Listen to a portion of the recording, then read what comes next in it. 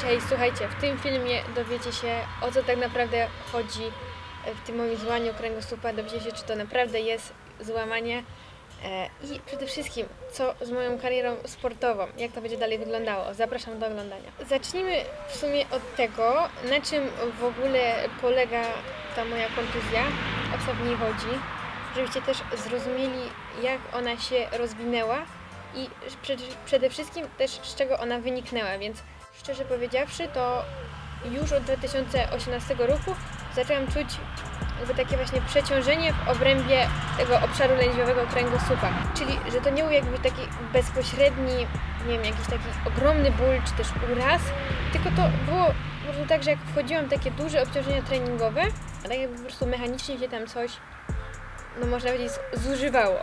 No i jakoś tak od września tamtego roku zaczęłam czuć znów pogorszenie się tych objawów, bo też wróciłam troszkę bardziej do treningu freestyle. No i jak tak zaczęłam wracać, no to faktycznie po tych treningach znów zaczynałam odczuwać ten taki specyficzny ból właśnie w odcinku lędźwiowym. No i później zaczęło się też to przekładać na codzienne funkcjonowanie. To znaczy nie mogłam po prostu usiedzieć w jednej pozycji. Jakby na przykład teraz tak jak siedzę na tej ławce, to jakby posiedzenie na niej pół godziny, godzinę, no to już ten ból był nie do zniesienia do tego stopnia, że naprawdę musiałam robić sobie konkretne przerwy, żeby cały czas nie siedzieć w tej samej pozycji. Jakby nie mogłam po prostu znaleźć komfortowej pozycji dla kręgosłupa.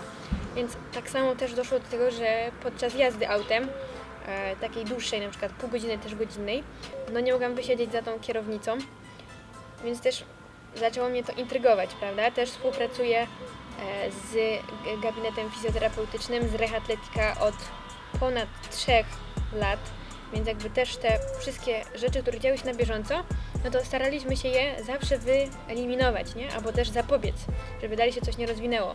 Właśnie też próbowaliśmy rozbić te prostowniki, bo jakby to głównie na nich był ten obszar takiego mega wzmożonego napięcia, mogłabym tak powiedzieć, że po prostu czułam, że tam jest tak sztywno.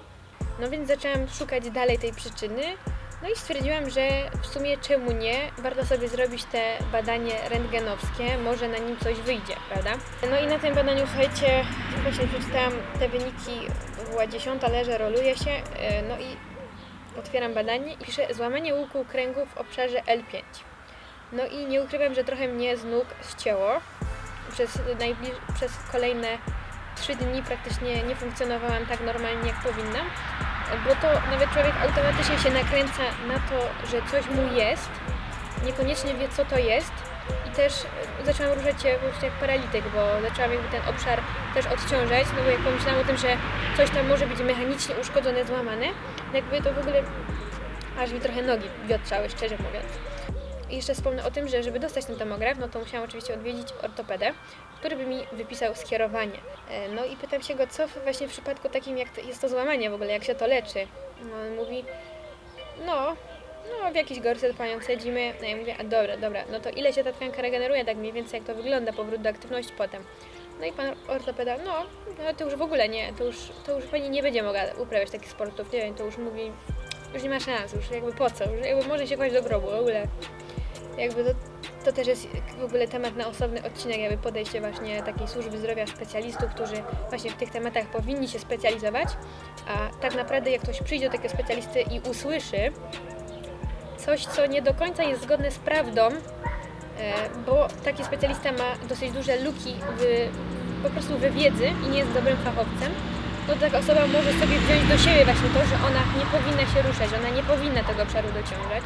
Zazwyczaj bardzo mało takich przypadków urazów kręgosłupa, które wymagają tak zwanego bed restu, czyli leżenia i odciążenia tej tkanki, bo po 48 godzinach takiego bed restu no jest znacznie gorzej w wielu przypadkach. No i słuchajcie, na tych badaniach tomografem też byłam później u naprawdę konkretnego ortopedy, który wyjaśnił mi, co on tam widzi na tym badaniu, no i wniosek jest z tego taki, że jest to kręgoszczelina. I co to znaczy kręgoszczelina? No, jest to takie jakby uraz, schorzenie, które dotyczy tylko i wyłącznie osób młodych i to bardzo aktywnych fizycznie. I zazwyczaj właśnie jest to połączenie tej bardzo obciążającej aktywności fizycznej oraz gdzieś tam predyspozycji anatomicznych, gdzie na przykład u osób nie jest ta ta tkanka aż tak wytrzymała na te obciążenia mechaniczne, jakby mogła być ogólnie, nie? I słuchajcie, sama kręgoszczelina to jest uszkodzenie bardzo malutkiego kawałka kości. Tutaj pewnie teraz macie takie przykładowe właśnie zdjęcie rentgenowskie, gdzieś tam chyba tomograf tego. Dotyczy to przejścia pomiędzy dwoma wyrostkami stawowymi. Jest to bardzo drobne miejsce, ale właśnie to miejsce przyjmuje bardzo duże obciążenia, szczególnie podczas ruchów dużego wyprostu kręgosłupa, czyli takiego przeprostu, rotacji i takich maksymalnych zgięć, czyli jakby ruchów w maksymalnych zakresach. No i tak naprawdę tą kręgoszczelinę traktuje się jako swego rodzaju takie złamanie zmęczeniowe, do którego dochodzi właśnie na skutek takiego przeciążeniowego eksploatowania kręgosłupa i najczęściej właśnie jest to w sportach typu siatkówka, zapasy, koszykówka, no i oczywiście freestyle, street workout, gdzie na drążku mamy bardzo spore obciążenia. Zobaczcie, teraz przeanalizujemy combo, które ja wykonywałam nawet w lutym tego roku i zobaczcie tutaj, przez jakie obciążenia przechodzi ten nasz kręgosłup podczas łapania tych elementów, szczególnie jeżeli ja łapię element, a mój tułów jeszcze nie do końca jest zrotowany i łapię na troszeczkę takim skręcie. Zobaczcie wtedy, jakie obciążenia właśnie na to przejście właśnie w okolicy kości krzyżowej i tego pierwszego kręgu L5. Także podczas shrimpa i chociażby nawet dynamicznego wymyku dochodzi do takiego bardzo dużego przeprostu, czyli anatomicznie ruchu wyprostu w kręgosłupie. Ten uraz można ująć jako właśnie taką sumę zbiegów okoliczności. Z jednej strony bardzo obciążająca dyscyplina sportowa, a z drugiej strony właśnie te niekorzystne czynniki anatomiczne, na przykład objawiające się tą jakby cieńszą strukturą kostną pomiędzy tymi wyrostkami stawowymi. I często okazuje się tak, że te objawy nie są aż tak konkretne, bo to zwykle są objawy czysto mechaniczne właśnie w tym konkretnym obszarze, który nas boli, żebyśmy nawet byli w stanie zdiagnozować tego typu uraz i część osób po prostu żyje z nim, nie wiedząc o tym, że w ogóle taka kręgoszczelina może u nich występować. No i w sumie Was najbardziej interesuje to, co dalej z taką kontuzją się robi. No można powiedzieć, że się nic nie robi. I wszelkie zabiegi też ortopeda mi powiedział, że są nie aż tak skuteczne, jakby nie dają aż takich efektów. Więc szczerze zostało mi po prostu zminimalizowanie tych najbardziej hardkorowych ruchów, które mi ten kręgosłup najbardziej obciążają. I też zdecydowałam właśnie, że na te kilka dobre miesięcy całkowicie zrezygnuję z freestylu, żeby ten kręgosłup po prostu miał szansę na to, żeby się chociażby odrodzić, żeby to napięcie nie było aż tak uciążliwe, że ja w ciągu dnia nie mogę wykonywać swojej pracy przy komputerze, bo nie da się usiedzieć. Ale oczywiście też nie rezygnuję całkowicie z treningu, bo to byłaby rzecz, która by była największym błędem w tym wszystkim, bo jakby ten kręgosłup i ten obszar, który mózg właśnie uważa za chory, tą powierzchnię stawową, to trzymają właśnie te wszystkie mięśnie wokół. Dlatego te prostowniki są tak spięte o takim jakby wzmożonym napięciu, czyli fachowo nazwijmy to hipertonii. Dlatego, żeby ten obszar był jakkolwiek stabilizowany, prawda? Więc tutaj bardzo się trzeba skupić ogólnie przy wielu urazach kręgosłupa na tym, żeby tą stabilizację cały czas w obrębie centrum wzmacniać, jakby ją budować na nowo i później wrzucić już po kilku tygodniach, czy nawet miesiącach, dopiero w tą docelową aktywność fizyczną, więc ja się będę teraz na tym mocno skupiała. Oczywiście jakieś tam elementy, które nie są bardzo hardkorowe, też będą wlatywały. No i oczywiście też na treningu dolnej strefy ciała dalej się skupiam i to jakby też mi pomoże w tym kontekście, żeby chociażby tą miednicę mi stabilizowało i grało to wszystko właśnie z centrum. Też może niektórzy z Was wiedzą, niektórzy nie. W tym roku miałam startować na pewno na jednych zawodach i te zawody to miały być Highlander Cup w Rabce i one miały być międzynarodowe.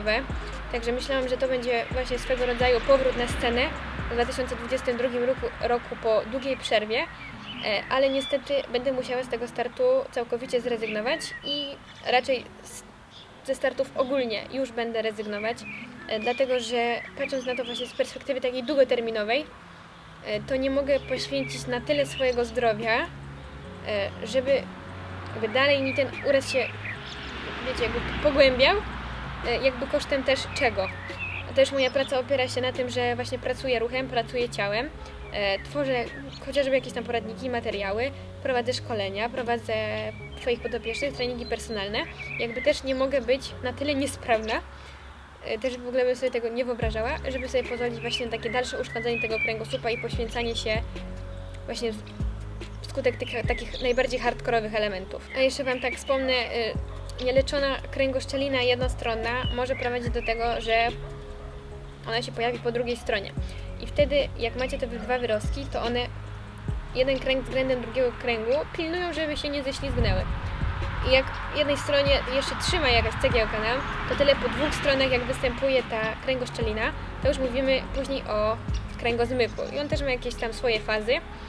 No i wtedy przy tym kręgozmyku już jest troszeczkę poważniejsza opcja, bo często tam dochodzi do ingerencji właśnie zabiegowej, operacyjnej.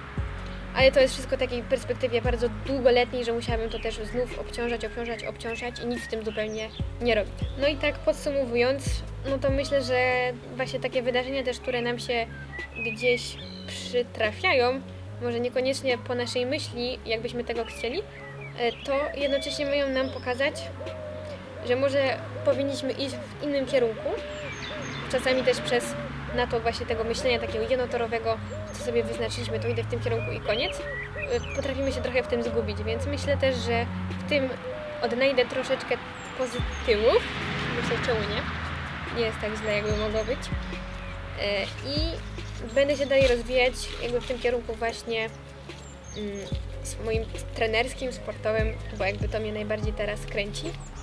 Więc na pewno nie rezygnuję z treningów. Dla mnie to by było właśnie zabicie jakby mojej osoby i mojego charakteru, bo ja nie potrafię siedzieć w miejscu i też szczerze chcę mieć po prostu zdrowie do innych aktywności, które mnie jarają, takie też dużo jest ekstremalnych, dlatego chcę ich spróbować w życiu dużo fajnych, nowych rzeczy, nie tylko ograniczając się właśnie do tej jednej dyscypliny i cały czas w niej brnąć. Może to jest właśnie okazja do tego, żeby coś przemyśleć i coś pozmieniać. Czemu nie? Więc jakby teraz już wiecie, na czym to wszystko polega i co się z tym moim kręgosłupem stało. Wydaje mi się, że i tak dobrze, że odkryłam to teraz, a nie za lat 4, kiedy byłoby to faktycznie już w gorszym etapie. I Wam też radzę to, żebyście podchodzili do treningu jednak freestyle street workout bardziej, ja bym powiedziała, odpowiedzialnie. No, jest to specyficzny sport, prawda? Raczej trenujemy go sami, nie zdajemy sobie czasami z konsekwencji, jakie niesie ze sobą takie długotrwałe wystawianie naszego organizmu na obciążenia, szczególnie jeśli dochodzi do tego zupełny brak dbałości o te inne fundamenty typu mobilność, inna stabilność, jakieś regeneracyjne aspekty. Często to jest niestety w street workoutie pomijane i to może teraz nie wyjdzie, ale może tak być, że dopiero za kilka lat Ty poczujesz, jaki sport uprawiałeś. Oczywiście tego Wam nie życzę, ale życzę Wam tego, żebyście właśnie podchodzili do treningu przede wszystkim świadomie, z głową i zawsze dobierali te obciążenia do Waszych możliwości, tak? Czyli nie idziemy na głęboką wodę, tylko zawsze dobieramy te obciążenia i faktycznie myślimy o tym, co robimy, żeby ten trening był jak najbardziej zdrowy, bo my chcemy być po prostu sprawni. Nie wiem, no tak jest mój cel, nie wiem jak Wasz, ale chcę być po prostu sprawna i dalej móc gdzieś tam te właśnie nowe sporty, aktywności próbować do końca życia. No także już muszę być teraz, mam motywację większą, żeby w wieku 80 lat być dalej sprawną babcią z dużą tkanką mięśniową, żeby to trzymało ten kręgosłup, więc jakby teraz nie ma innego odwrotu. Dobra, także ja dziękuję za oglądanie. Jeżeli macie jakieś pytania dotyczące właśnie tego materiału, albo chcielibyście ogólnie poruszyć jakąś właśnie też Waszą historię z taką kontuzją, to napiszcie to w komentarzu. Ja postaram się właśnie odpowiedzieć, może jakaś ciekawa dyskusja się też z tego potoczy. I też zapraszam Was na moją stronę workoutathlete.pl, gdzie zakupicie m.in. planszę e-booka oraz front lever e-booka oraz kurs elementów dynamicznych na poziomie początkującym. Ja się z Wami żegnam, do kolejnego materiału.